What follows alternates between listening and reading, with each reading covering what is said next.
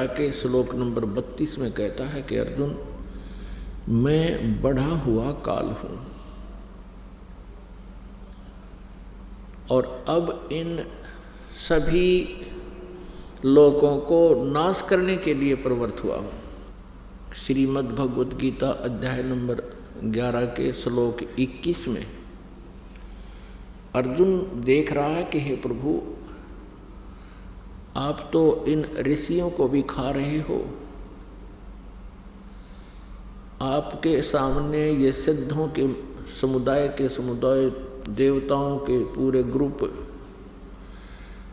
आपके सामने करबद्ध खड़े हैं और मंगल कामना कर रहे हैं, वेदों के स्तोत्रों से आपकी स्तुति कर रहे हैं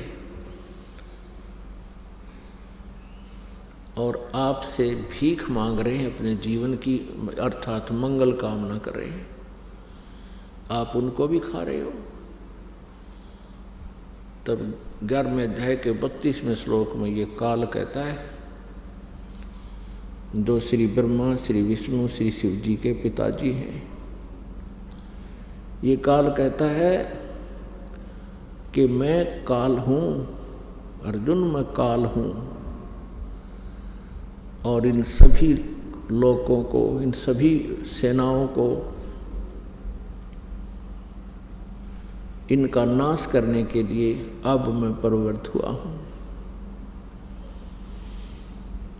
अर्जुन देख रहा है कि कुछ देवता, कुछ व्यक्ति आपकी जाड़ों में लटक रहे हैं, कुछ आपके मुंह में समा चुके हैं। ये काल कौन है? श्री कृष्ण काल नहीं थे।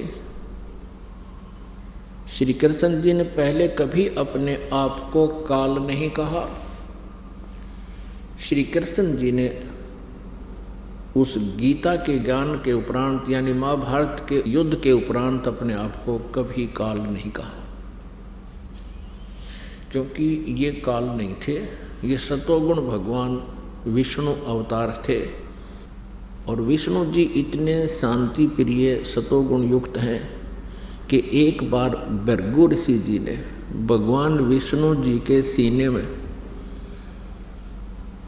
लात मार दी थी। भगवान श्री विष्णु अर्थात श्री कृष्ण जी सतोगुण ने कहा था कि हे ऋषिवर, मेरा सीना वज्र जैसा सख्त है, आपके कोमल पैर को चोट तो नहीं आई। क्या वो महापुरुष जो इतना शांति प्रिय और इतना दयालु है, क्या वो काल हो सकता है? क्या वो अपने आप को काल कह सकता है? जिसको देखकर अर्जुन जैसे योद्धा भी कांप रहे हैं, तो वो श्री कृष्ण नहीं, श्री विष्णु नहीं, वो काल था जो श्रीमद् भगवत गीता जी का ज्ञान श्री कृष्ण जी में प्रवेश करके कह गया, बोल गया। मुख यानी ये शरीर समझो एक यंत्र है, जैसे टेप रिकॉर्डर होता है, और टेप रिकॉर्डर में जो भी जैसी भी कोई कैसेट डाल दी जाती है, फिर वो कैसेट बोलती है, उस कैसेट वाला ही मैटर बाहर बोल रहा है, वो टेप रिकॉर्डर। श्री कृष्ण जी के शरीर अर्थात टेप रिकॉर्डर में इस काल ब्रह्म ने, काल कहो चाहे ब्रह्म कहो, इसने स्वयं प्रवेश करके और अपनी कैसेट चला दी। उसने गीता जी का ज्ञान स्वयं बोला। अपनात्मा तत्व ज्ञान किसे कहते हैं? जिसमें निष्कर्ष निकले, जिस ज्ञान के आधार से गूढ़ रहस्यों की जानकारी हो, उसको तत्व ज्ञान कहते हैं। आध्यात्मिक ज्ञान को समझने के लिए, जानने के लिए कुछ बातें हैं जिनका विशेष ध्यान रखना पड़ेगा। जैसे हमारे पवित्र सदग्रंथ हैं, पवित्र चारों वेद, ऋग्वेद, यजुर्वेद, सामवेद और अथर्ववेद, और 5वां वेद है सूक्ष्म वेद, जिसको गीता जी अध्याय नंबर 4 के श्लोक नंबर 32 में सच्चिदानंद घन ब्रह्म की वाणी कहा है, ब्रह्मणे मुखे कहा है। ब्रह्मणे मुखे माने सच्चिदानंद घन ब्रह्म के मुख से उत्तरित वाणी में, अर्थात उस सूक्ष्म वेद में कबीर वाणी में विस्तार से सब अनुष्ठान यज्ञों की जानकारी विस्तार से दी गई है।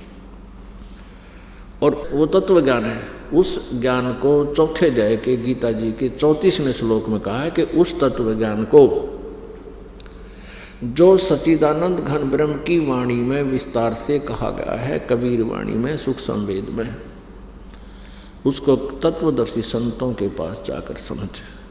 वह ज्ञान श्रीमद् भगवत गीता जी से भी भिन्न है और वो कंप्लीट है, वो पूर्ण ज्ञान है, जिसको गीता ज्ञान दाता भी नहीं जानता।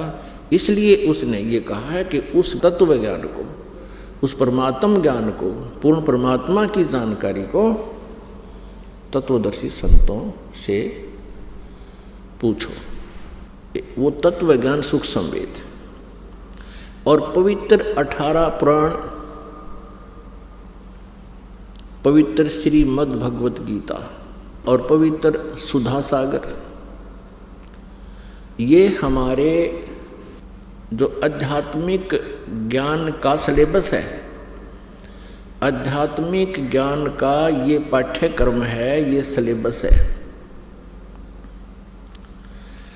और कोई भी आचार्य, गुरु, महामंडलेश्वर जी यदि हमारे सिलेबस के आधार से, यानी हमारे पवित्र सदग्रंथों में वर्णित ज्ञान को हमें बता रहा है, तो वो ज्ञान है सही। और जो इन पवित्र सदग्रंथों में वर्णित ज्ञान के विरुद्ध ज्ञान दे रहा है, अर्थात जो सिलेबस से बाहर, पाठ्यक्रम से बाहर कोई टीचर, कोई अध्यापक पढ़ा रहा है, तो वो उसका ज्ञान सही नहीं है, उसका ज्ञान सिलेबस अनुसार नहीं है, पाठ्यक्रम के अनुसार नहीं है। तो ऐसे ही जो आध्यात्मिक टीचर हैं, आध्यात्मिक गुरु हैं, आचार्य हैं, यदि वो हमारे सदग्रंथों में वर्णित उल्लेख के आधार से वो अपना ज्ञान सुना रहे हैं, जनता को प्रवचन कर रहे हैं, तो वो ज्ञान सही है, वो अध्यापक सही है। वो क्योंकि ये जो आध्यात्मिक गुरु हैं ये भी टीचर होते हैं, ये आध्यात्मिक टीचर हैं।